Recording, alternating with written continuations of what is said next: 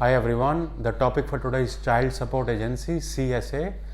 CSA or Child Support Agency is the government agency which deals with collection and payment of child support payment. Now, what is child support payment? In case the couple is separated and they have got kids, so the partner who is not having custody will pay child support payments to the other partner who has custody of the kids. So they work as an agency for collection and payment of child support agency. Now, why are we discussing in taxation? We are discussing this because they can deduct your payment from your tax refund, which means that in case you have a child support agency debt, you earn 100,000 last financial year, and just an example, your child support debt is 20,000 and you are not paying it. So in their record, based on your income, your child support debt is 20,000.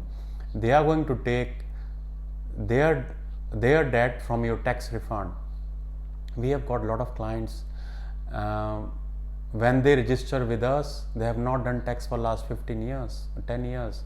When we ask them why you have not done for so many years, although you are getting a refund every year, you are getting 2,000, 3,000, 5,000, why you have not done your refund, your tax return?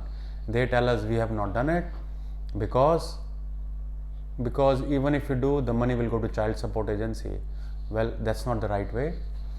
The right way is to lodge your tax in time, because even if you lodge late, your debt will still be there.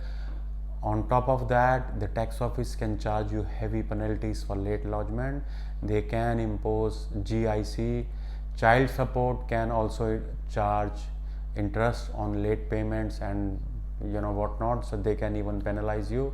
It's not worth it.